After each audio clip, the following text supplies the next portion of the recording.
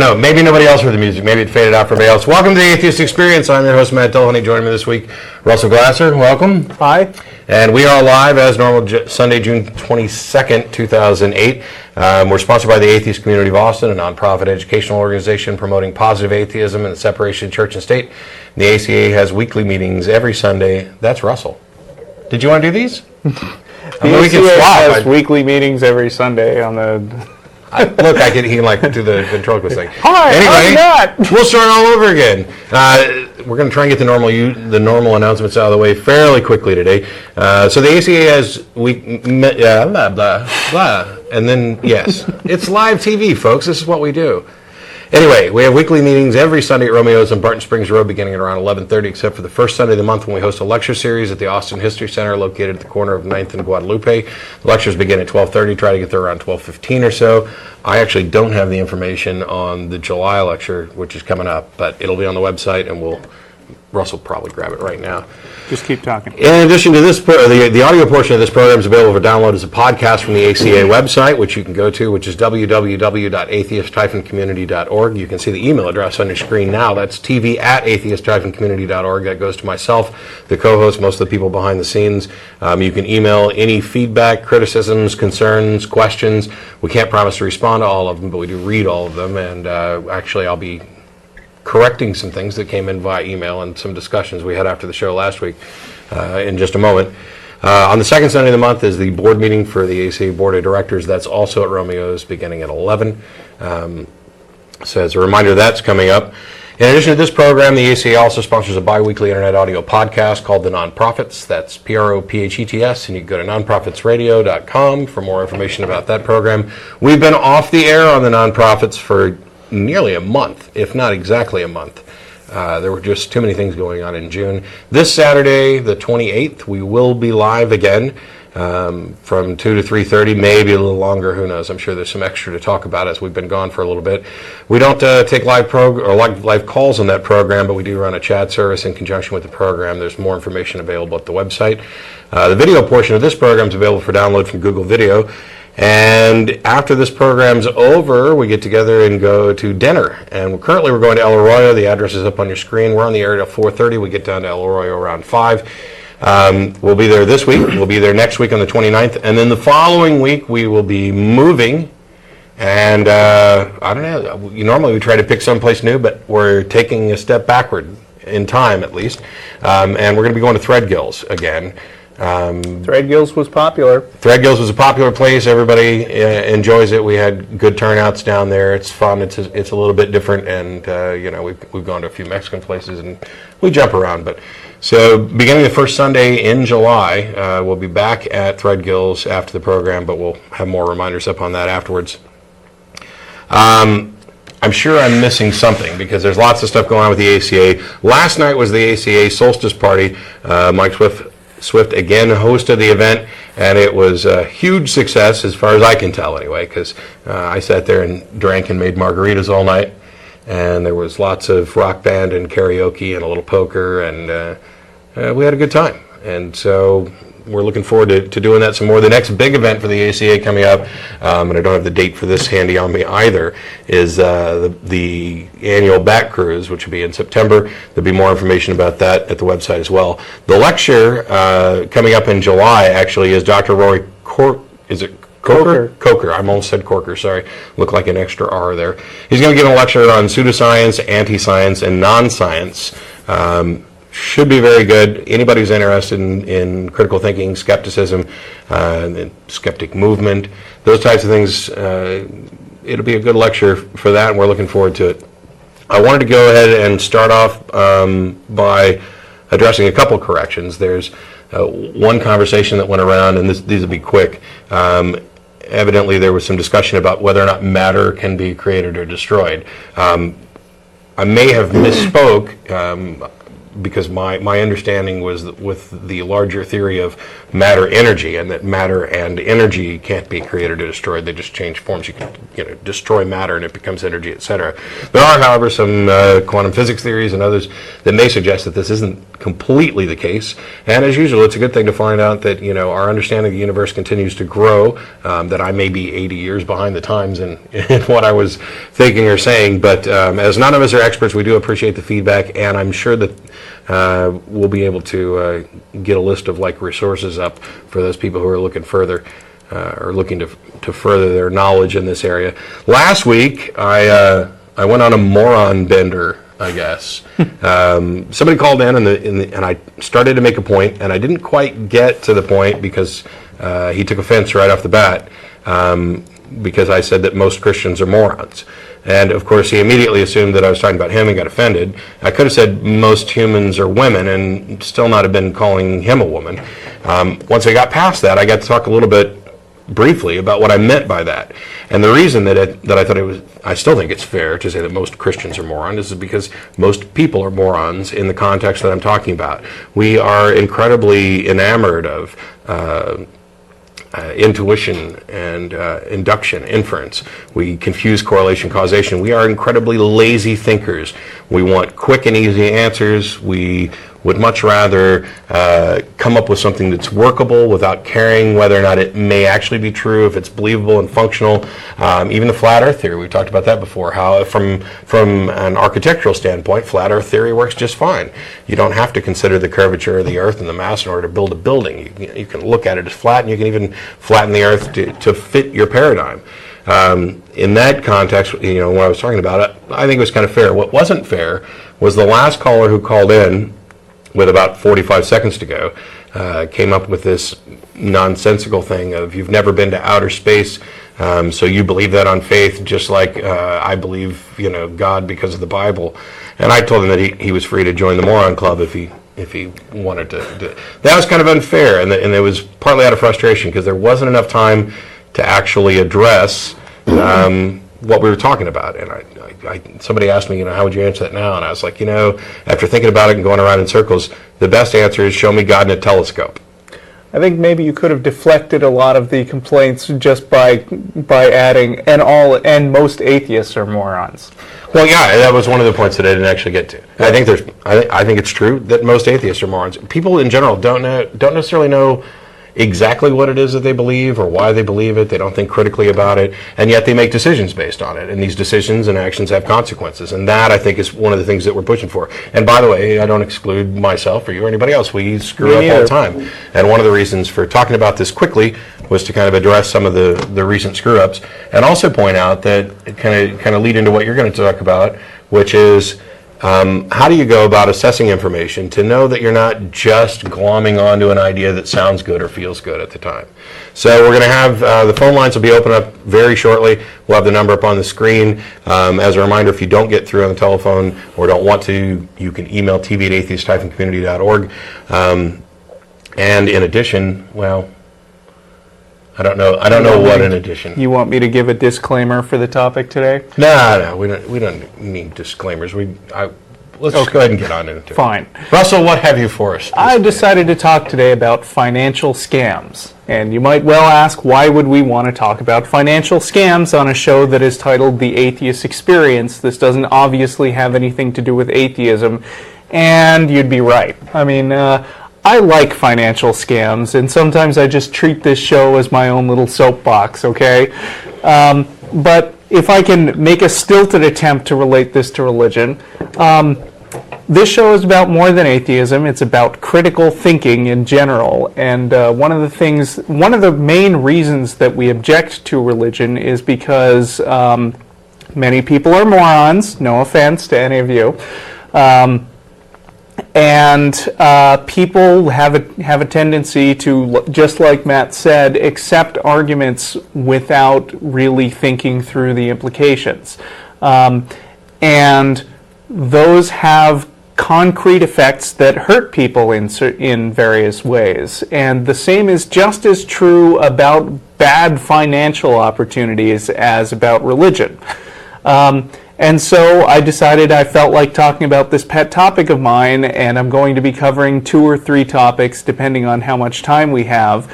I like to say that when I say financial scams, I don't necessarily mean that they're illegal. I started to, Matt and I almost got into an argument right before the show started about whether the lottery is a scam. And on one level, Matt was arguing that it's not a scam, which I'm sure I would agree with, in the sense that I bet you were about to say, not only is it legal, but they're upfront about all the, about how much you pay, what the payoffs is, what the odds are, and they're not lying to anybody. This guy's a genius. I didn't utter those words, but I was getting ready to, and he knew what I was going to say. I'm so in tune with your mental workings. Good. You can do the rest of the show, and I'm going to drink my water. Right. On the other hand, I think that the lottery is guilty of playing on people's emotions and getting them excited about money and encouraging them to sort of turn off their critical thinking facilities. And the lottery is a bad financial proposition. I mean, even if you go from just a straight what you pay in to what they pay out, what you find is that every time you buy a lottery ticket, you're paying $1 and getting back 50 cents in expected returns. And sure, they show these commercials of these happy people who have won the lottery and with taglines like, somebody's got to win, and I'm here to tell you that that somebody almost certainly will not be you. Although, couldn't you say the same thing about almost everything? I mean, isn't that the point of marketing? We play to people's emotions. Hey, wear this cologne and all the women are going to love you, drive this car, drink this alcohol, whatever.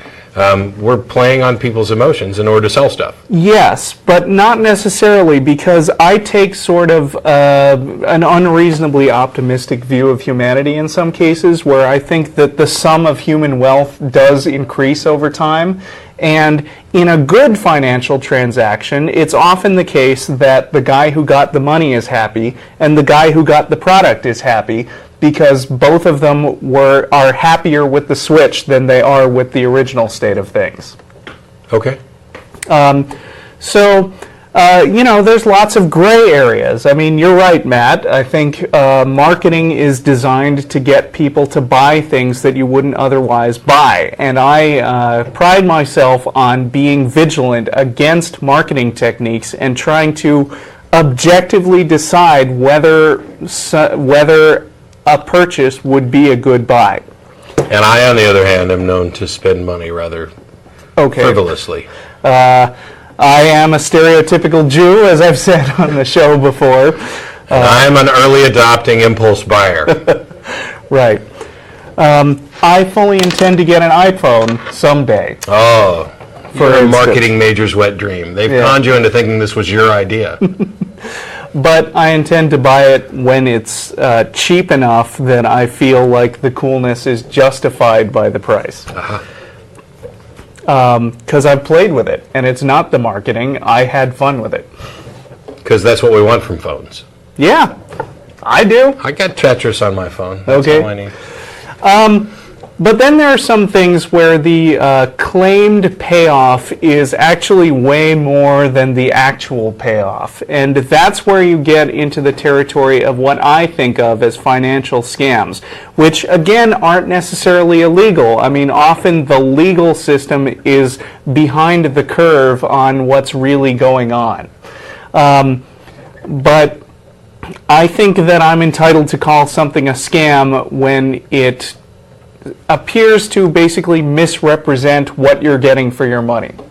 So there are a lot of different kinds of financial scams, and they actually are related to some religions in the way that they play on your emotions to turn off your critical thinking faculties. And just like I do most weeks, I've put a list of links on the Atheist Experience blog, Atheist Experience, all one word, .blogspot.com. The most recent post is me providing a list of links so you can follow along with the topic today. I think it's kind of perhaps interesting that you're talking about financial scams and appealing to people's baser emotions and things like that. On the Sunday, that many of our friends are returning to their homes from the Amazing Meeting 6 in Las Vegas, the capital of playing on people's emotions. Oh yeah, financial absolutely. scams. I mean, right.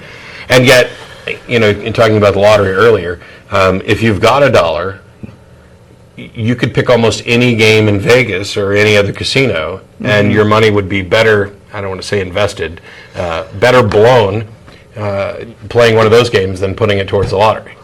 That's true, because Las Vegas payouts are something like 95% or something like that. Yeah, it's like it varies depending on the game. Right.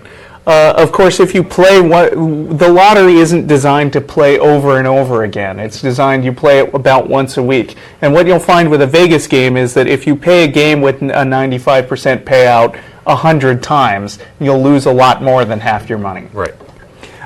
So, it's Las Vegas kind of plays on logistics as well. But anyway, I'm going to talk about some somewhat more blatant scams than Las Vegas, beginning with something that we can all understand, which is your simple garden variety run-of-the-mill chain letter.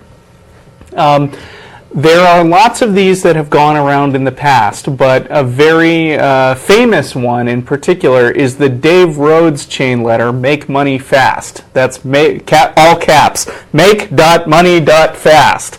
It was posted on Usenet somewhere around 1988, and it took off around 1994 when the internet was just becoming a popular way to spread stuff around. And I think I might as well just go ahead and start out by reading a sample of the original Dave Rhodes chain letter. This guy, as I understood it, went to jail for this, so I'm not stepping on any legal dangerous territory by describing this as a scam. It says, "Dear friends," and this was mass forwarded to people all over the internet. "Dear friends, my name is Dave Rhodes. In September 1988, my car was repossessed and the bill collectors were hounding me like you wouldn't believe. I was laid off and my unemployment checks had run out. The only escape I had from the pressure of failure was my computer and my modem. I longed to turn my avocation into my vocation. This January 1989, my family and I went on a 10-day cruise to the tropics. I bought a Lincoln Town Car for cash in February 1989. I am currently building a home on the west coast of Florida with a private pool, boat slip, and a beautiful view of the bay from my breakfast room table and patio. I will never have to work again. Today I am rich. I have earned over $400,000 to date, and I will become a millionaire within 4 to 5 months. On October 1988, I received a letter in the mail telling me how I could earn $50,000 or more anytime I wanted. I was naturally very skeptical and threw the letter on my desk next to my computer." It goes on like that. Now, before we even get to what kind of scam he's pushing, you can quickly identify some typical tactics that are employed by both scammers and religions. You want to take a shot at it? Well, actually, somebody who's listened to the show wrote a book recently. I haven't finished it, and I didn't want to give any kind of review of it until I actually had finished it. His name's Bill Wilson, and the name of the book is How to Get Rich as a Televangelist or Faith Healer. And I've been enjoying it immensely. It's a fairly short book. I just haven't had a whole lot of time to grind through it. He touches on a lot of things like this, and I'll probably talk more about the book once I'm actually finished with it. This is common in chain letters, scams, religious things, especially for those kind of televangelists. You have guys like Mike Warnke and stuff who invented an entirely fictitious past where he was in college and the high priest of some satanic church, and all of these things are going on. Jesus, helped save him from that lifestyle, and of course we find out later on it was a complete fabrication, start to finish. It was a lie, and he's not the only one. I mean, you hear these outrageous stories from people, but the big thing is that they're keying off of, hey, I had a whole lot of terrible things going on. My life was a wreck, and this turned it around for me. Right. And everybody can relate to that because everybody has had, except for, I'm sure, maybe even people who were born into wealth, have had moments where things aren't going particularly well. Right. But even if, Oh even if yeah, not, crash daddy's golf cart. Carts. But we can at least relate and empathize with people who have been in situations like that, where they not only scrape the bottom of the barrel, they've got a hand outside the barrel looking around to see what's going on. Right. And here's the thing that saved them. And Yeah, and this guy employs what is one of my pet peeve religious tactics, which is I used to be an atheist just like you. yes, I was skeptical of this. Yes, he specifically says, oh yes, I was skeptical, but boy did it work for me. Yeah. And he never actually goes into really a good rational explanation of why he was mistaken to be skeptical in the first place. Instead, he just implies that, well, I finally started believing and let go of my skepticism, and look at me now, I'll be a millionaire in 4 to 5 months. The problem, the thing about this tactic is that it gets around the need to make a logical case for something, and it turns off the natural skepticism you would have by saying, well, I was a skeptic just like you. And believe me, you should have loads of skepticism when you hear how this scheme is supposed to unfold. Yes, please don't take my word for it. Go and do the research for yourself. Right. And you can say that because, like I mentioned earlier, we are incredibly lazy thinkers, and nobody's actually going to go do the research, or at least most people aren't. They're going to say, he certainly wouldn't tell me to go do the research myself if I weren't going to find the same things he found. Right. So here's how it works. When you receive this letter, you will see a list of some number of names on it. The maximum number of names is 5. Further up the list, you would see Dave Rhodes, but he drops off the list after some number of iterations. And what they say is, take $1, send the dollar to all 5 names on this list, the people you don't know, but one of them sent the letter to you. And then write your name at the bottom of the list, cross off the name at the top of the list, and then send it on to as many more people as you can. Yes, and one of the big tricks that they did in this was everybody at this time, most people have heard of like pyramid scams and things like that that are illegal. So what they did was they said, send your dollar and make sure you put a written note in that says, please add me to your mailing list. And this supposedly makes it that you're paying for a service.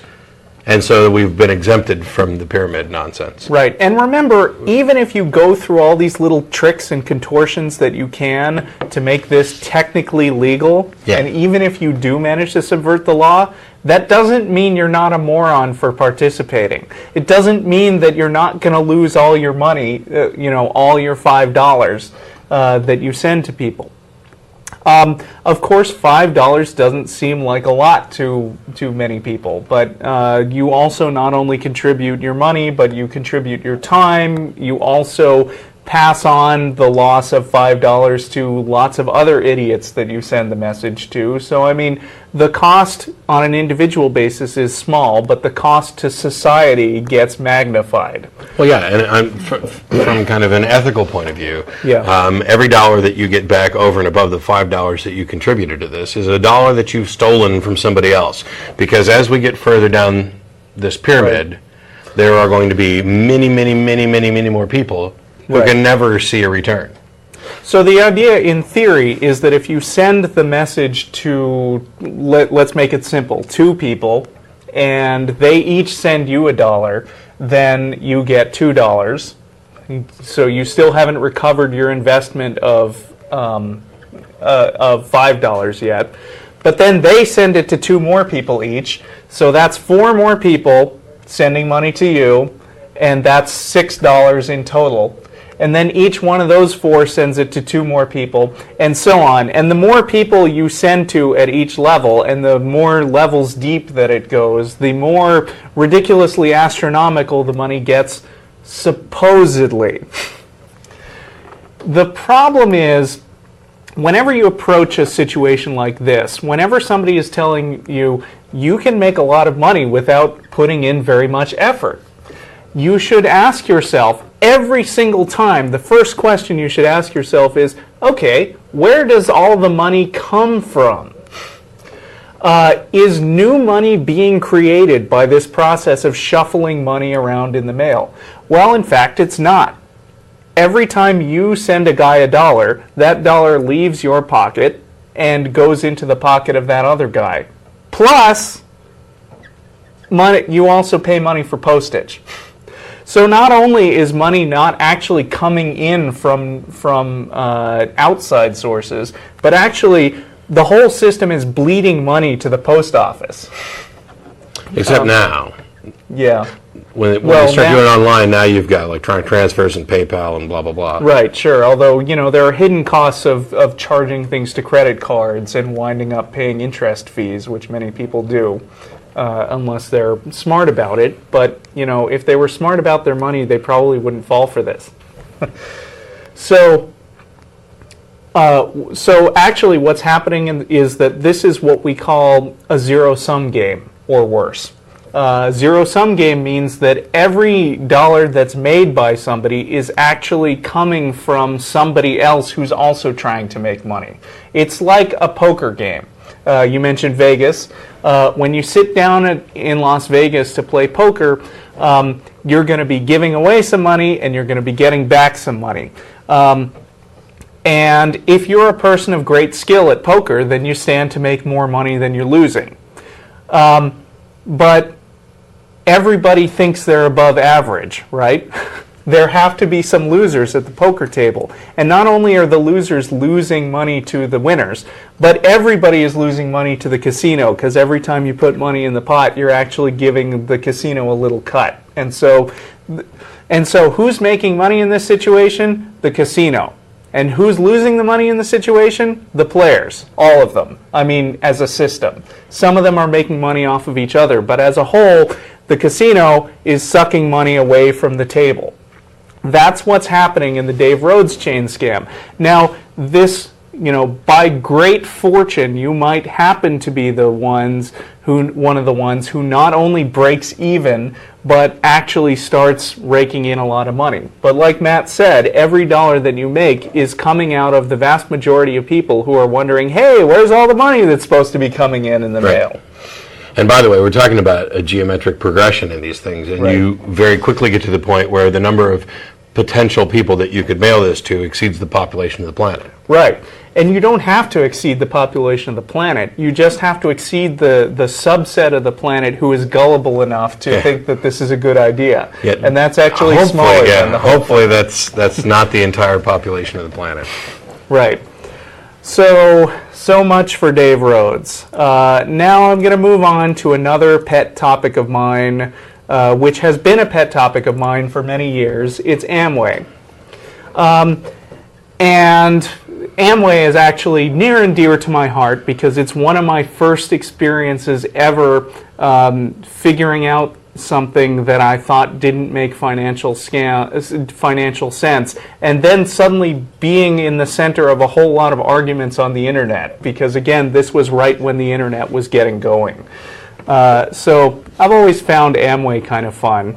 And Amway does have a reputation about being kind of litigious, so perhaps I should repeat my disclaimer that technically Amway is legal, and I'm not saying anything about that.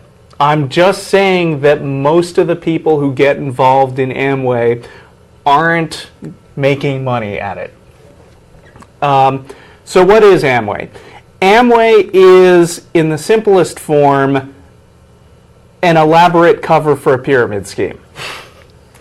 And a lot of financial shady dealings sort of come back to this same sort of structure, because superficially, if you don't understand math, it sounds like a really great model for making money. What Amway does is they'll hand you a list of they'll hand you a catalog with a list of products. They're products that you'll buy anyway, like soap and detergent, and then there's parts of the catalog that are devoted to stuff from other companies, so you can buy non-perishable foods and clothing through the Amway catalog. Amway also goes through by another name on the internet. It's called Quickstar. And they'll say, look at these fabulous products. I am selling these products to you from the catalog, and you should have an extra incentive as my friend to buy this stuff from me, because when you buy these products, I get a kickback from the company. I get a sales commission for getting you to buy this stuff. And look, you're going to buy these things anyway, and they're reasonably priced right here in the catalog. And so you should buy this stuff from me. Once you start becoming an enthusiastic Amway buyer, then they're going to start pitching you. Or they might start pitching you right away if they think you're the kind of person who wouldn't buy the stuff, but would instead looking for a good way to make money fast. So what they'll tell you is, okay, look, you should join this fantastic opportunity. You should go around selling these products to people, because you can be a salesman and make some money from your good friends who will happily help you get that commission, and you'll be doing people a service. Great. There's level 2 of Amway. Level 3 is where most people get at a certain point when they say, hey, I'm going around trying to sell products to my friends, and frankly, I'm putting in so much work just selling to people that my returns, I'm making some money, but I'm getting way less than minimum wage on this. And considering how many products I'm buying for myself, which they still encourage, I'm actually losing money on the deal, although these are fabulous products. I love this catalog and everything. At that point, the guy who brought you into Amway, who is now technically known as your upline, will tell you, look, spending time and effort trying to sell products is great and all, but what you really need to do is start recruiting more people. Because when you recruit more people, they'll make the sales for you. And then not only will they get a cut, but you'll also get a fraction of their cut. And then if you bring in lots and lots of people, and they bring in lots and lots of people, then we're talking real money. And pretty soon you won't even have to sell products anymore. You'll just sit around collecting the cash. You got a number where I can contact these people? Because that sounds really good. I'm sure if you Google Amway in Austin, you will get about 50,000 hits of people who would love to take you on as their downline. Is there a safe word when you're the downline? And it's kind of interesting, if I can take a kind of a sidetrack, how much Amway actually gets wrapped up not only in religious style tactics, just like the Dave Rhodes chain letter. I mean, telling you to suspend your skepticism and listen to the great people who started making their money. But they also are directly involved to a large extent in religion and politics. Like in particular, one of the most interesting examples, in my opinion, is Dick DeVos, who is the son of Rich DeVos, the guy who founded, or was one of the founders of Amway. Dick DeVos is very rich from his dad's fortune. He ran for governor of, I can't remember, but he ran for governor of something.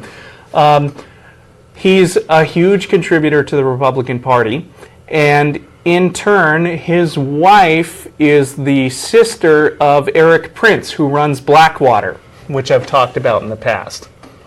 And there's all kinds of stories about this up and down the Amway corporate structure. You'll find lots and lots of people who are very, very active in politics, almost all conservative, mostly religious.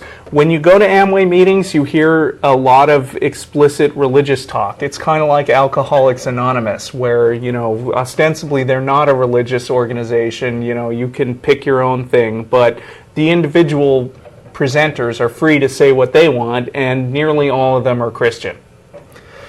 And for the most part, even people who join, even people who decide to become part of this pyramid, surprise, surprise, don't wind up making a lot of money either. And that's when the really interesting part starts, because, okay, I wasn't making money by buying stuff from the catalog. I wasn't making very much money by buying stuff, by persuading other people to buy from me. Somehow I'm not buying, I'm not getting very much money by building a big downline like they said. Now I'm depressed. What's wrong with me? This system was supposed to be so great, and here I am incapable of making money at it. And I keep hearing that people who can't make money are losers. So what can I do to feel better? Then your upline comes to you and says, here, listen to this motivational tape. It's of a guy who's way up the chain from us, and he's very, very rich. And he will give you a pep talk that tells you, hang in there, don't be skeptical, keep doing what you're doing, because someday you're going to be very, very rich like me. How much does that tape cost to listen to? About $5. Nice. Then there are books, and then there are seminars where you go to Amway rallies to get pumped up, wave your fists in the air, cheer, while some blowhard on stage is telling you, you're going to be rich like me, yeah, let's hear it for being rich. $50. And eventually we get to the priceless range. And so what happens here is that, in a way, there's kind of a shadow pyramid going on, which is not just the products that are moving around, but all this tremendous amount of money going into speaker fees and books and tapes and motivational whatever. And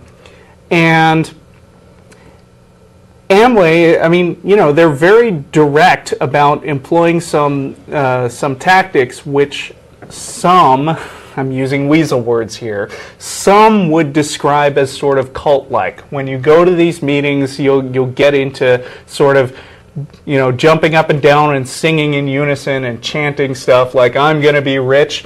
And there's a story that I remember from the days when I was interested in Amway, and this is hearsay because I couldn't find this story on the web. But from what I remember, and I did find a lot of references to people going up on stage and pulling their pants down because their upline told them to. And this is like a trust exercise. The story that I read originally was kind of tame. It was some guy goes up on stage, this Amway big shot tells him, now Rich, I want you to drop your pants. And he does, and all the women in the audience gasp, and then he's got a swimsuit on underneath.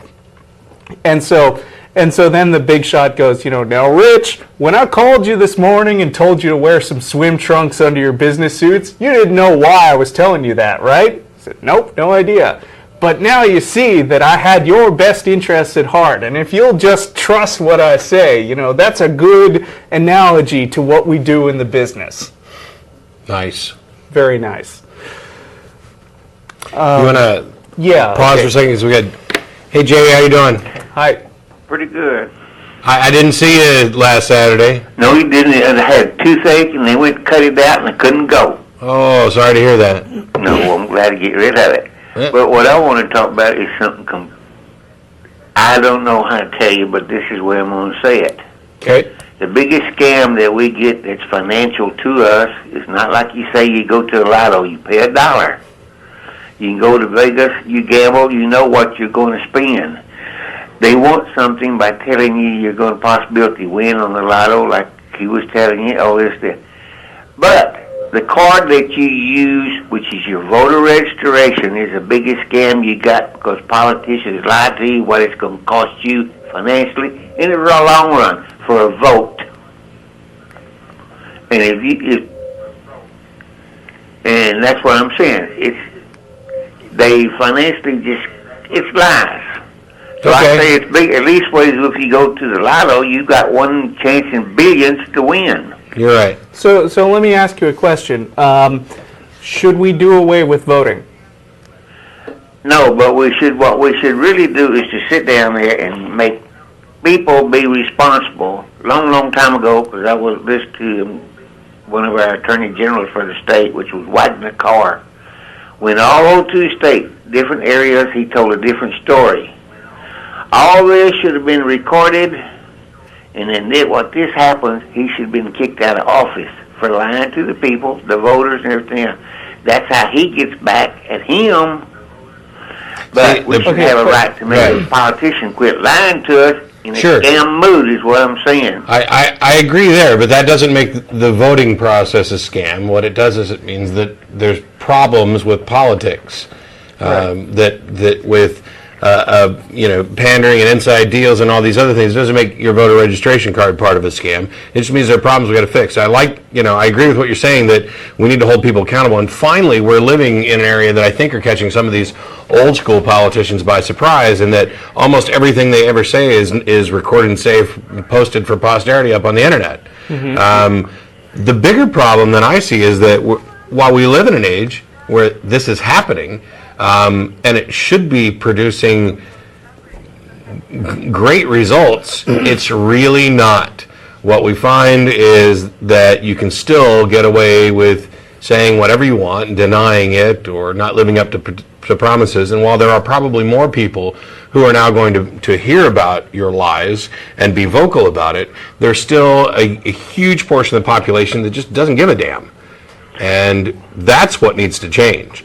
Waking up everyone else, waking up the entire American population to, you really can matter if you just decide to give a damn. But same way, like if you go in that way to a church, you get promised of this and your promises of that. And to me, they say, make your tithes, you're going to go to heaven. You know as well, I'm not going to. You're not going because I don't believe in heaven or hell. And when you die, you're dead. And that's a scam to get money out of. I think, though, that that's a much more extreme case, because certainly nobody tells you, if you go into that booth and vote, then I guarantee that this guy will win and that guy will, and that this will happen as a result. No, but he's asking for you to vote before on the grounds of saying, hey, I promise you I'm going to cut your taxes, I'm going to do this for you financially, and all these other promises. That's in a way making you buy his vote for listening to him. Yeah, it's a promise that may or may not be kept. That's right. But in the end, you're better off voting than not voting. Even whether you look at it as, in conversations we've had before, as voting for the lesser of two evils, or whether you're actually voting for the person who you think, who you trust, who is going to best represent your interest and the interest of the nation. And best meaning at least better than the other guy. I mean, nobody has to believe that when you vote for one particular candidate, that guy is going to be the candidate of your dreams who will do exactly what you want in all situations. I think that's not even possible. No, but it's set up really in a sense of a promise.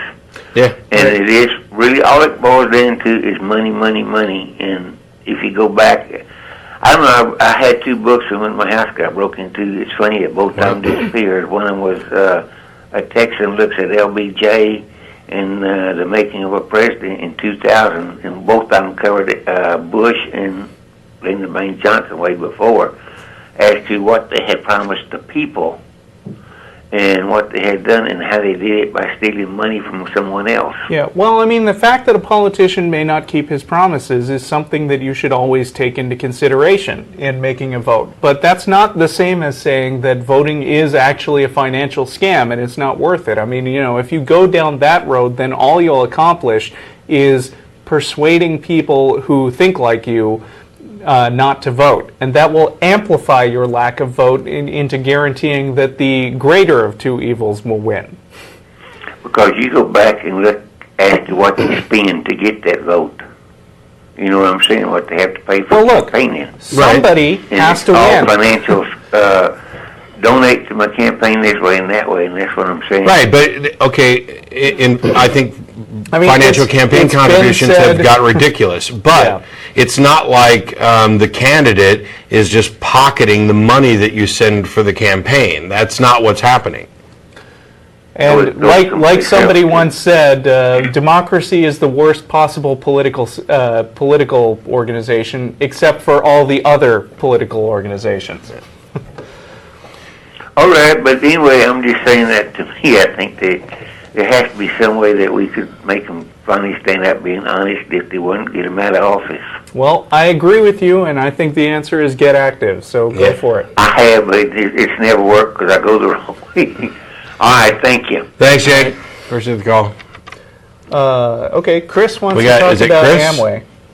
Yeah, guys, I do have an Amway experience. Several years ago, I actually had a supervisor at my job try to recruit me for Amway. Did he badger you to join, or He did badger me to join, and looking back, I really should have reported him and went over his head about it. And unfortunately, I didn't do that. yeah? Because I think later I wasn't the only one, and because he only recruited people that worked under him, and it was I think if I'd have went over Yeah. to his manager or something like that's That not a is problem. incredibly unethical. In fact, there's a whole article at the Skeptics Dictionary, skeptic.com, devoted to MLM harassment, MLM being multi-level marketing. I had a Taekwondo instructor once bring in his upline for some scheme or other on a day when everybody was training for their belt. So he had a captive audience at that point, and I quit that school. Yeah, the other thing too, and I tuned in late. Did you guys cover invention marketing services? No, I mean, there's a lot of stuff out there, and we only have an hour and a half. I've got to What's say, that? I regret I do have some personal experience with that as well. They advertise on TV and say, hey, give us a few $1,000 and we'll market your invention and you'll get rich. And of course, usually they just end up keeping your money. Right. Well, remember I don't know if you heard this, but one of the first things I said is whenever somebody tells you that you can make a lot of money for very little effort, the first question you should ask is, where is the money coming from? And if you find that the answer is you, then you probably shouldn't get involved. Well, I'll admit I was 20 and stupid at the time, unfortunately. And this is one good thing about the internet is it's now very easy to expose things like this, and before you really couldn't expose them very easily. There's a website out there called ripoffreport.com, and it has lots of stuff like this on it. I have to check it out. I will too, yeah. While I didn't get sucked into the Amway thing, I believe my parents did, which is kind of what set me up so that I wouldn't do it. I walked into a mall one day while I was in the Navy. I was probably 19 or 20, and it was I don't even remember the name of the company now. I'm a lifetime member, evidently. I haven't heard from them in 20 years, but it was hey, here's 1,500 free CDs, and you'll be a lifetime member, and here's our product catalog, and sell things. And it was so obviously another one of those, and yet and by the way, there was a sign-up fee. Yeah, right. $1,500, which was huge for somebody in the Navy, X number of years ago. But they had it all set up to where you huge could anyway. Yeah. you could you just go ahead and they'd automatically deduct it from your check. Oh, it was brilliant. Wow. Yeah. So yeah, I'm a lifetime member of something where I can spend more money if I wanted to, but I have.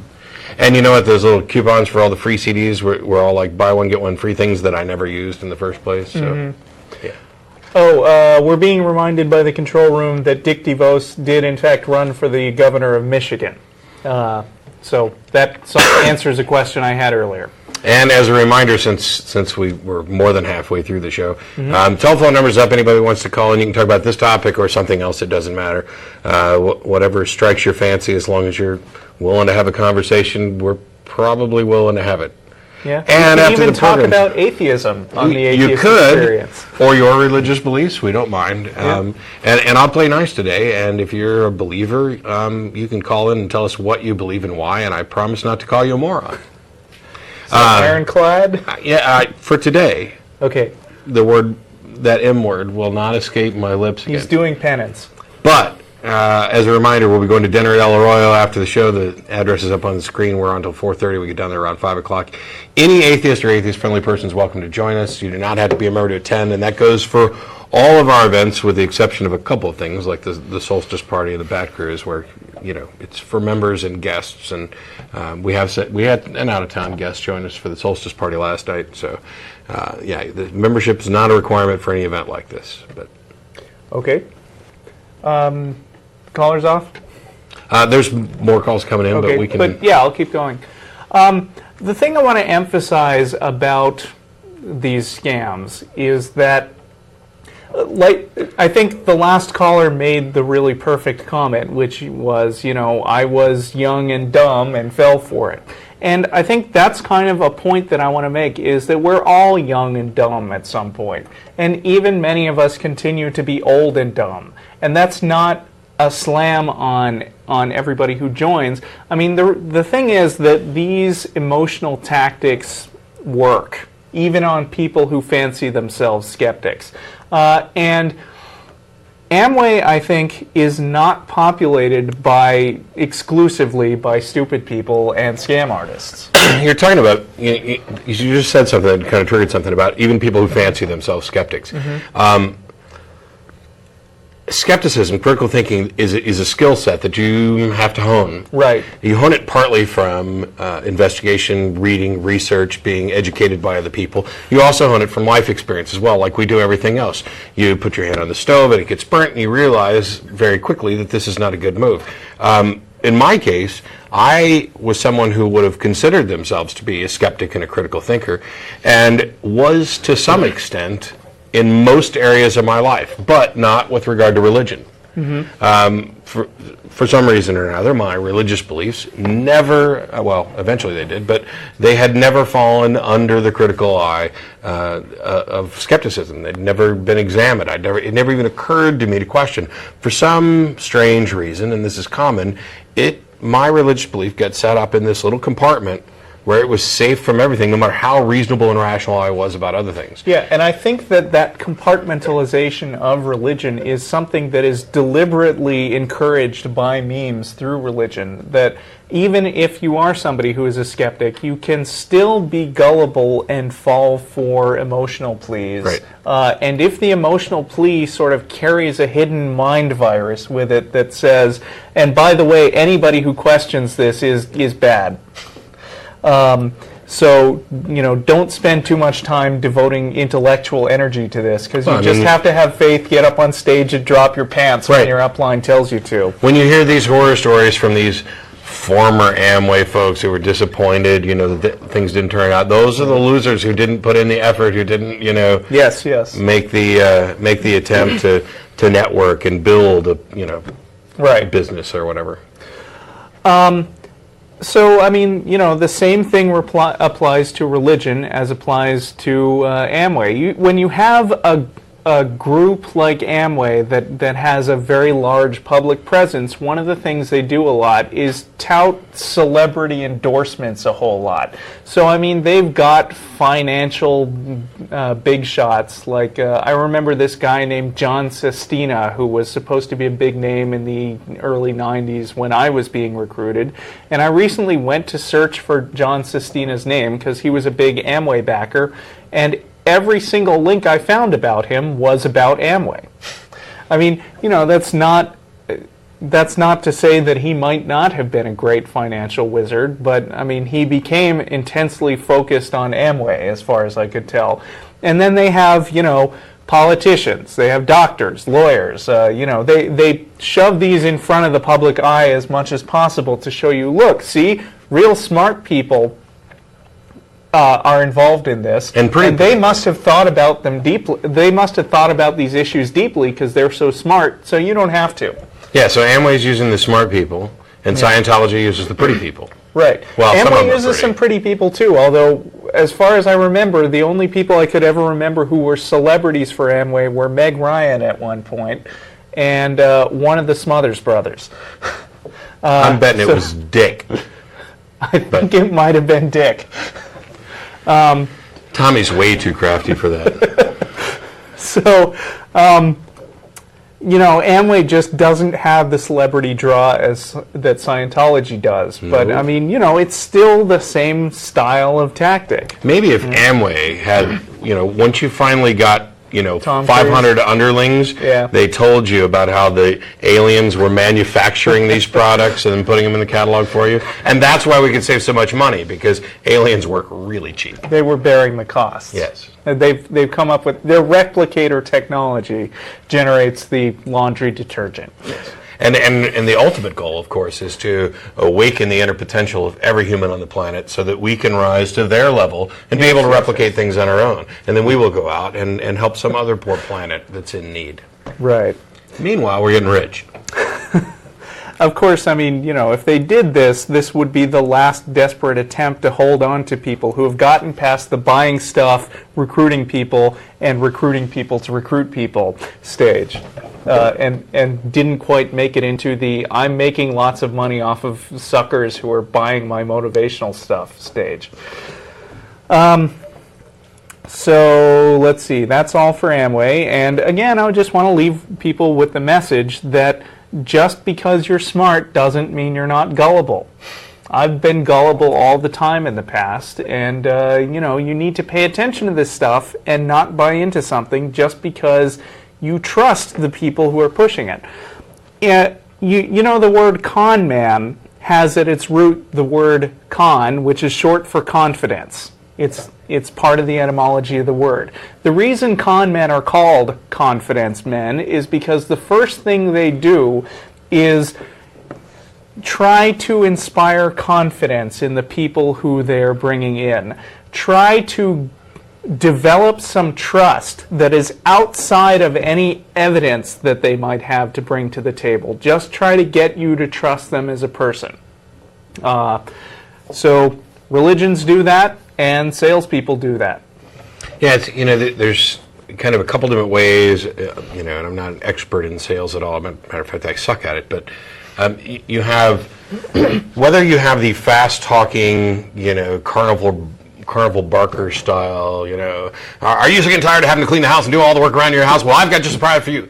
Or the guy who's saying, my wife constantly came to me and said, I really wish we could spend more time together. I really wish that I could help out in other ways, but there's just so much stuff to do around the house, and I realize that you don't have the, no matter which tactic you're using, you're still making an emotional plea, and whether or not it's successful depends on the person you're talking to as to what style is going to appeal more to them. It's the same reason that, and it's probably the key reason, that when you watch one of these huge televangelists, over the span of an entire sermon on television, you will have hyper fast talking, excited stuff, and then immediately go right into weeping and soft talking. It is this kind of rhythmic, hypnotic, emotional play because it works. Because that's the type of thing we respond to. One of those things is designed to work on each of those types of people, right? Yeah. Let's keep the entire audience entertained, and we'll throw a joke in, and then we'll talk about the poor crippled lady who came to see me last week, and I lengthened her leg, and she was better and walked. Praise Jesus! And I'd like to take this ministry around to other places in the country. If only you'd open your wallets and help it. Could you sow a seed of faith today? It says in the good book that we reap as we sow. You can't possibly do any reaping until you do some sowing. Okay, never mind, I can't do that. No, that was pretty good. Bravo. It's just, I don't want to. Those people are sleazy. It's a different type of sleaze. I don't want to put them necessarily in the same category. Oh, I would. Well, we got actually Mike on the line. I want to bring up a quick quote by Michael Shermer, who says, smart people are very good at rationalizing things that they came to believe for unsmart reasons. Right. That's kind of what I wanted to get to. So we got Mike on the line. You there? Yes, I am. How you doing, Mike? Hi. Okay, how you guys doing? I work in restaurants, and one waitress I worked with one time that I really liked. She was there. She was a good person and everything. So she and her husband said, "Well, why don't we come to your house? We sell Amway." And I was like, "Okay, sure. So let's see what you got." So they came over and ran a whole bit, and they're so enthusiastic about it. And I was like, "Okay, you done? Okay, no thanks, bye." Because just to see what it was about. So I've got experience with the pitch and everything. But so one time I thought recently, since I got a computer, I thought, why don't I just Google? It's called Amway, so presumably the etymology of that is American way. So I said, I wonder if Amway sells American-made products. So I went on there, and no, it should be called Chinway. So, my point is, from the get-go, it's already. I mean, if they made their products in America, if they really wanted to be a quality enterprise, they would make their products in America. But right off the bat, it should be apparent to everybody what a scam it is. Yeah. I mean, it's just like any other damn scam. But that's all I wanted to say about Amway. I just wanted to throw that in there, that their products are not made in America. Okay. Chinway, I'm really not that worried. I mean, I see the point in kind of a potential hypocrisy in their name. I'm really not that concerned about where the products are made. One of the things that they're doing is trying to get products that are cost effective, and that means that a lot of times, because of the way we've got trade laws set up, that's the way it's just going to work out. Would I rather that we supported our own economy first? Sure, but that's not necessarily cost effective when you're trying to make products that you can sell cheap. If the salesperson and his upline and his upline and their upline are all getting a chunk of this, you've got to pretty much come up with the cheapest products you can. So I'm not surprised. I see the point, but it doesn't surprise me at all to find that their products aren't made in America. I've got a blender. I got a little 2-inch tape recorder, and some other products that I got real cheap that don't work anymore. I got T-shirts that come apart after a couple of months. And I'm just really tired of all this crap that is supposed to be so good for us. That look how cheap. Well, it didn't last long, but look how cheap it was. I'm just kind of tired of this nonsense. Isn't it great that we can get crap from China? Really maybe you get what you pay for. I mean, I've got plenty of things that were made overseas that have lasted me for decades. Yeah. So. Well, those 1 or 2 times, I love those 1 or 2 times. Anyway, that's all I want to say about it. I don't want to bother you anymore. Thank you. Thanks for calling. Yeah, I'm not. Not to hack on Mike, but I'm not a big fan of gross generalizations in that sense where, if it's made overseas, it's crap. One of my favorite moments from Back to the Future 2 was where Marty goes back and, no, this is 3, and he talks to Doc Brown of the 50s, and Doc Brown looks at the DeLorean circuit and says, hey, no wonder this thing failed. It says made in Japan. Yeah. And so's my TV and the DVD player, and pretty sure most of the parts in my computer. Yeah. All right. But yeah. So we've got about 26, 27 minutes left in the program, maybe a little bit less. Did you, by the way, delete that other post? The one from David Mabus? Yes, I did. You're so funny.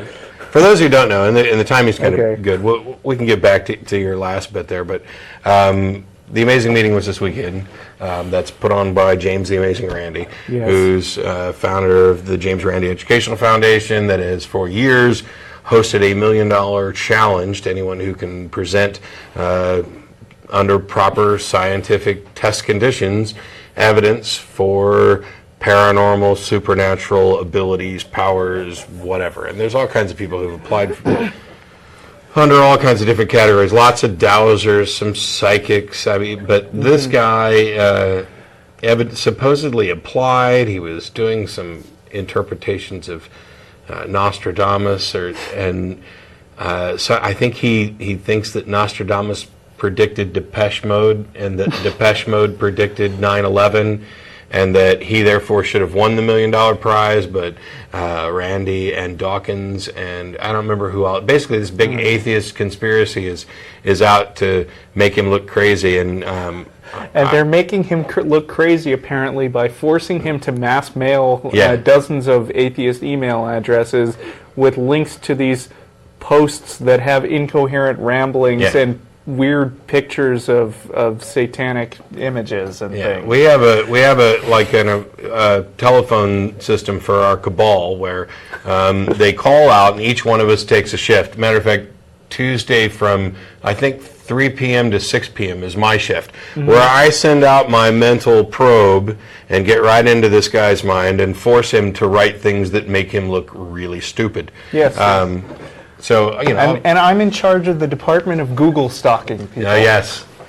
Google stalker. That's all right, we can't go there right now. But Yes. Okay, I want to cover one final thing that I consider to be financially shady, and in some ways I feel a little bit of hesitation in broaching this topic because the person who drew this to my attention is a good friend and a fellow atheist, and we went round and round on some email discussion about this a while back. Basically, this is a thing that is very popular here in Texas lately, and it's called Liberty Dollars.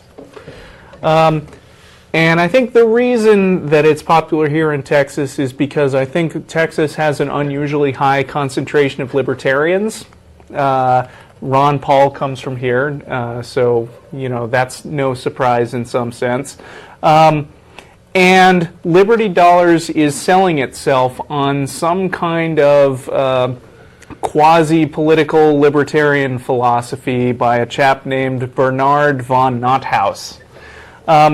Okay, so what a Liberty Dollar is basically when you're buying a Liberty Dollar, you're not just buying some coins, you're buying into a set of armchair philosophy that says basically, we have this fiat currency.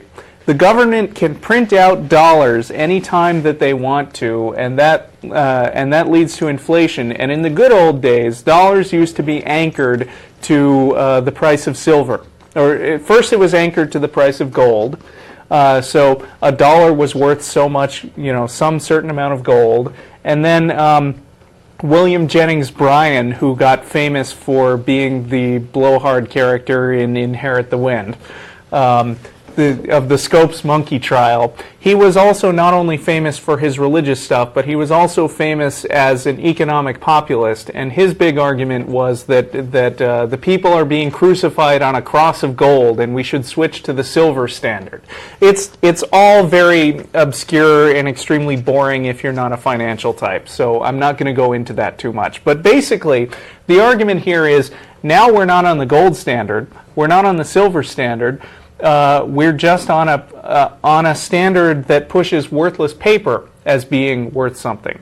And if you think about it, all money, the whole concept of money is having some sort of unit which can serve as an agreed upon exchange rate for goods and services. Before we had money, there was bartering, and this is way back in history. There was bartering, and if you wanted to get an axe handle, then you had to trade some guy a chicken, and if you didn't have a chicken, then you had to go find somebody who wanted a chicken in exchange for something else, and it's like one of those long, annoying quest puzzles in Legend of Zelda or something. But what do you got there? I know this is. I imagine with our nifty new cameras, we can actually zoom in. I took it out of the plastic, which I'm sure it'll have a glare. This is actually a $1 silver certificate from 1935. Oh, really? The key nice thing about this, maybe they can't zoom in. Maybe they're all broken. Anyway, I have a couple of these, which really, I don't know how much it ties into. Can you get any closer than that? Even closer. Get crazy close, because I'm going to do this. Which part?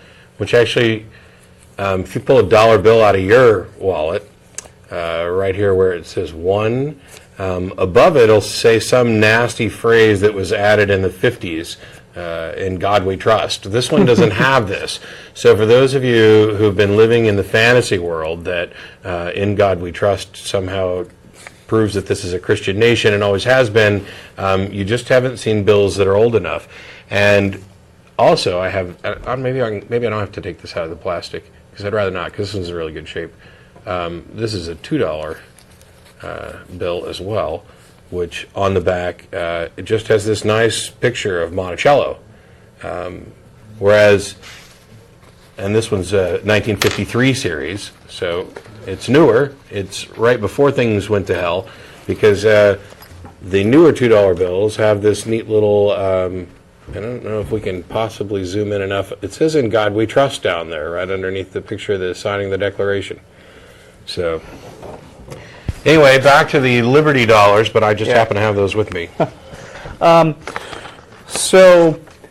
let's see. So we've got all this stuff about the gold and silver standard as opposed to fiat currency, which is basically money that is worth something just because we say it is. And that's kind of the way currency systems work. And I don't feel like getting into an argument with people over whether we should be on the gold or silver standard. There's a few other differences on these, though, too, Yeah? that don't just relate to the religious thing. I mean, obviously, the dollar bill from 35 is a silver certificate. The $2 bill that I How have... much silver is it worth, by the way? $1. Well, I did the math. never mind. The $2 bill, however, is not a silver certificate. Right here above the picture of Jefferson, it says United States note, and underneath it, it says the United States of America will pay to the bearer on demand $2.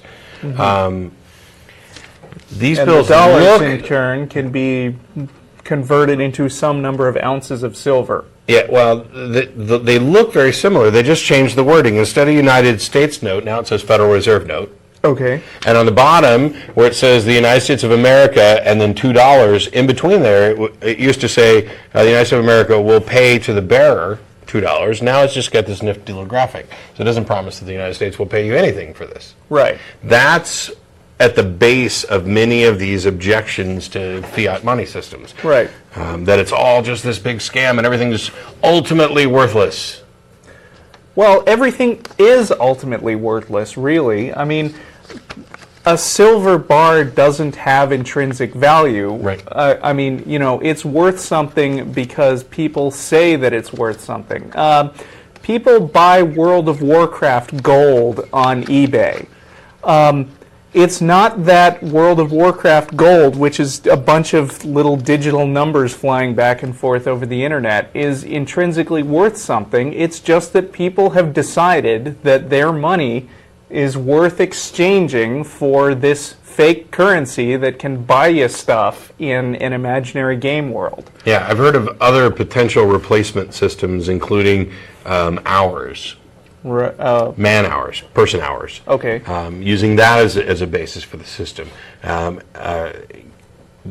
other people have suggested using other things that are more real or that have a more stable, constant value that's relevant to our Right. daily lives.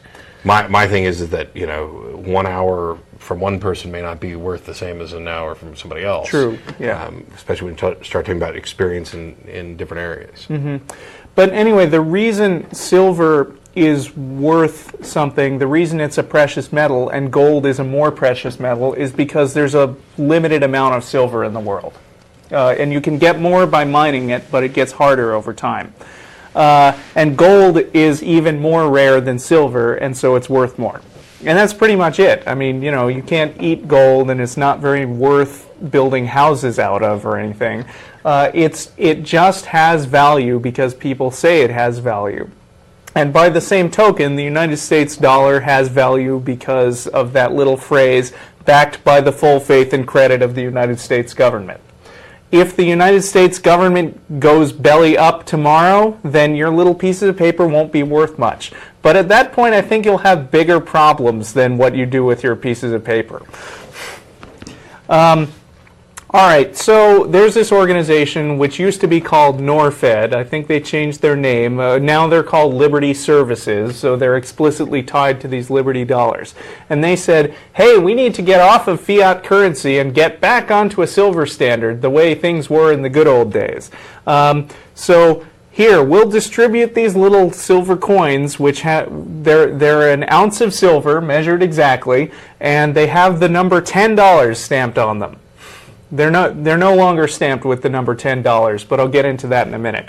They were at some point stamped with the number $10, and they would. What you could do is you could exchange your fiat money for $10 Liberty coins.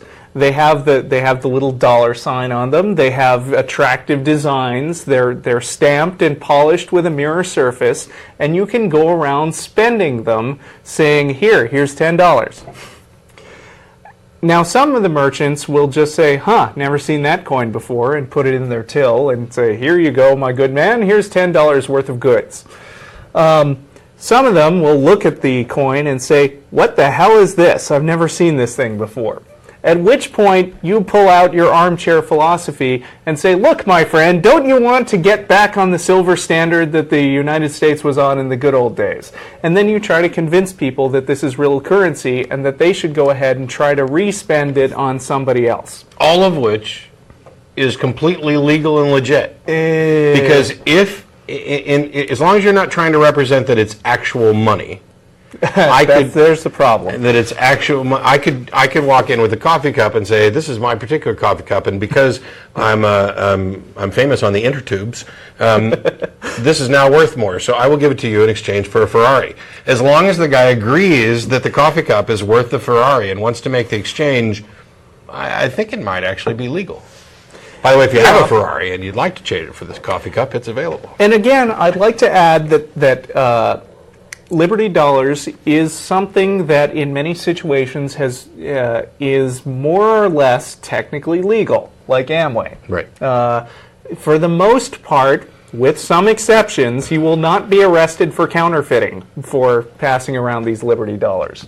There are exceptions, believe me, but most of the time you'll get away with it. But the problem is, silver has a value which is, I mean, basically, like I said, silver is worth what people are willing to pay for it. And what people are willing to pay for it at any given time is actually precisely calculated. There's an options market, or there's a commodities market, just like there's a stock market. You can buy a share of Microsoft for some number of dollars. You can buy an ounce of silver for some number of dollars. And the thing is that when you got this $10 coin, if you were to look on the internet and figure out what an ounce of silver is actually worth, because that's what the coin is, 1 ounce of silver, you would discover that it was worth about $5. Now, the silver price fluctuates over time, and it's gone up since then. I think it's actually now around $17, which is great, except that well, it's bad if you have a coin that's worth $17 that says it's worth $10. But they solved that problem. When the price started drifting up so it was actually close to $10, they said, hey, look, we're going to restamp all your Norfed coins and make them say $20. Now you can spend them for $20 of services. And now 17 is getting uncomfortably close to 20, so they just recently, like this year, restamped all the coins to say $50. Nice round number, right? So now you can buy an ounce of silver that says $50 on it. And at that point, you might start to wonder, why does the number on the coin actually mean anything? I mean, couldn't they take a stamp and say $1 million and put it on your ounce of silver? And then if you find somebody gullible enough to give you $1 million worth of stuff for your ounce of silver, then hey, you're looking pretty good. Wouldn't it make more sense to get rid of the label and just stamp it as 1 ounce? No, it wouldn't make more sense from Liberty Services' perspective. Oh, there you got to go and spoil it.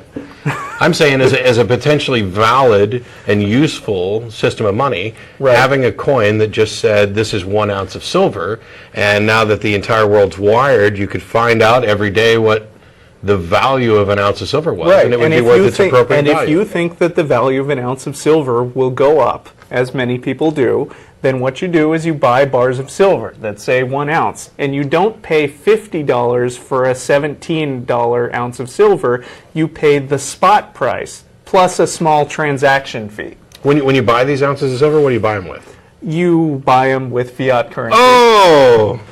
So basically, these people who are selling the Liberty Dollars are plenty happy to give Liberty Dollars away to people in exchange for fiat currency. Oh, sure. They're taking your money. Sweet. And they're taking, in fact, twice or more as much as the silver they're shelling out is worth. Now, you could argue that they're going to some expense to have these things stamped and polished and everything, but not twice the value of the silver. What's being stamped and polished here? The coin. Oh, okay. The silver. There's the people that was buying the coins. Sure. Yeah.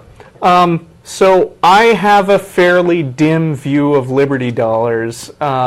Two people, my good friend who has been on the show before, and I don't want to talk about him, was into this at one time. I don't know if he still is. And then I got prospected in Rudy's recently when he came up to me. I don't know for sure that it was Liberty Dollars, but he came in and started trying to strike up a conversation about fiat currency. Not your friend, somebody else. No, somebody else. Yes. Some stranger started trying to talk about fiat currency to me, and I just figure that nobody in the world tries to strike up conversations with strangers about fiat currency unless they're trying to sell something. So that's two people I've run into who I think are using Liberty Dollars. Like I said, Liberty Dollars is real into libertarian politics. They did this special run of Liberty coins that had Ron Paul's face stamped onto them.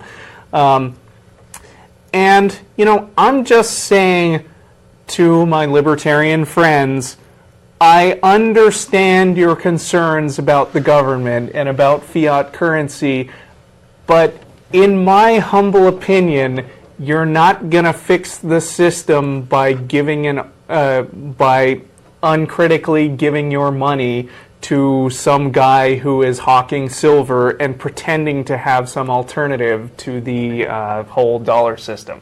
In fact, you actually might get arrested for counterfeiting, as some people have. Let's see, I had a link to the story, which, again, all my links are at atheistexperience.blogspot.com on this date. Yeah, here it is. 2007, a couple was arrested trying to spend Liberty Dollars. The suspects may be the first to try and use the private barter currency in Walworth County, District Attorney Phil Coast said. The couple is also the first to post their story on a new blog. Okay, this is kind of a pro site, so they're complaining about how they got unfairly mistreated for trying to pass these Liberty Dollars around. But the fact is, this is a very fuzzy line between counterfeiting and just opening up a new item for barter, because it has a dollar sign on it, and you're encouraged to try to spend it for the face value instead of like being open about, here's an ounce of silver, how much would that be worth to you? You're going to take a coin that's stamped with $50 and you're going to try to buy $50 worth of stuff for it. And that is really taking advantage of people being gullible and trying to get them to accept your money or your silver without really briefing them first on what the stuff is. The other thing is, that's why there have been counterfeiting cases where people got in trouble. Yeah, the other thing is that, you know, if you think about it, I mean, to me, we're not saying there's no problems with the money system. I think there's plenty of problems. You know, the Federal Reserve can pretty much make money whenever they want, which changes the value of everything else. They invent it. And by the way, all the interest that you pay on loans and things like that, that's just money that's invented from. But people take this and go down a particular path. And the thing about the Liberty Dollars and other potential solutions like this that don't make sense to me is your entire system is based on still the same fiat currency.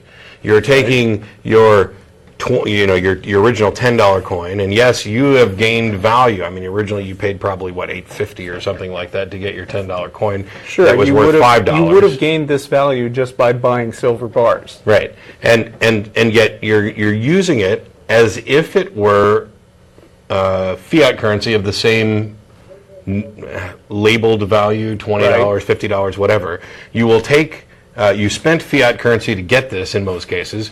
You will take fiat currency as change if you spend your $50 silver coin for $18 worth of stuff. You will take fiat currency in return. And considering that ounce of silver is only worth about $17, you may have actually got a profit. So if that's the route that you're going to take, wouldn't it make more sense just to invest in silver in the first place? Yeah. Continue using the fiat currency so that nobody else, so you're not adding to the confusion, you're not risking counterfeiting charges or arrest or anything, and yet you've actually invested in something that you feel is worthwhile and encourage others to do so too. What I like to say about Liberty Dollars now is that they combine all the convenience of carrying silver in your pocket with all the financial sense of investing in dollars. They're really not a good idea. I like that. Plus, they don't fold. And by the way, they do actually have certificates that you can get. yeah, and So I wish you can that have pieces of paper that are supposedly good for silver in a warehouse somewhere. I wish the U.S. Mint would stop trying to mint dollar coins. Please stop. You get it wrong every time. They're all slightly bigger than a quarter, and we've changed the hue a little, so this one's a slight shiny gold. And all it does is confuse everybody, like when you made the fives pink or whatever hell color they are now. They're pink, yep. Yes, people get used to it. But the dollar coins, to me, you want to talk about financial scams, that's the financial scam. There's two financial scams that are real U.S. currency. One is pennies, because it costs us more to make them than they're worth. Right. I'm for doing away with the Let's penny. get rid of them. And dollar coins that are almost indistinguishable from quarters are stupid. That's the scam. There are callers on the line. Oh, finally. We've got like 3 minutes left in the show. There's 3 minutes left. For podcast listeners who sometimes complain about the lack of callers, We're going to do this. I picked a boring topic. We're going to do this real quick. Joe, you're on the air. Yes. How you doing? Good. What'd you have? Well, I have to totally agree with you on the quarters, the same size as the dollars. That's totally ridiculous, of course. Okay. You know, but the thing you're talking about, these other financial scams, I like the thing that they have in the paper about how you could get the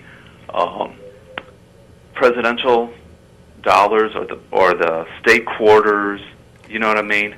Sure, they print up yeah. special quarters for And how to they're promote interest to more collectors. money and all of that. But there are people who legitimately collect. I don't so much have a problem with that, because those people, people who are paying more than a quarter's worth for a quarter know what they're getting into, and they're, doing it for some kind of enjoyable hobby, and so they're paying for entertainment value. And I paid as long as they know what they're doing. And I paid considerably more than $2 for this $2 bill. I mean, Well, there are collector values where we place our own value on it. I agree with you on that. I collect coins myself, but there's no way I would pay more than a quarter for something that isn't made of silver. There's also Really? the point 'Cause I that, paid like it may have a $2,000 for this collectible laptop, value, and it's but not made of you silver. can't make a collectible out of something that isn't intrinsically have any real value. There's And no they such thing as- 300 million of them. There's no such thing as intrinsic value, and you can make something of value out of plastic or dog poo. Just got to find somebody that values it. Well, this is true. That also has to go with the breakdown of society and what they value. I'm going to do something really weird, and I apologize in advance, Joe, but we're actually going to let you go because we're almost out of time, and there's one other caller on the line who has a question that I know we can't possibly answer in the time allowed. Now, Matt, you know how much you frustrate yourself by doing Sean, this. how are you? Hi, nice to talk to you guys. I got a kind of a long question, but I'll ask it quick. No, actually, you don't have time to ask it at all. That's Okay. the thing. It's something about the historicity of Jesus, right? Okay. Yeah. Unfortunately, there's like 45 seconds left in the show, and I got to close this out. I appreciate the call. Try and call back again next week. You can also email tv@atheist-community.org to answer your question briefly. Whether or not Jesus existed doesn't matter at all. But thanks to the crew and everybody else. Unless you can demonstrate, it doesn't really matter. There they are. Crew. We'll be at El Arroyo here shortly. Thanks to everybody for tuning in. We'll see you again next week. Be safe.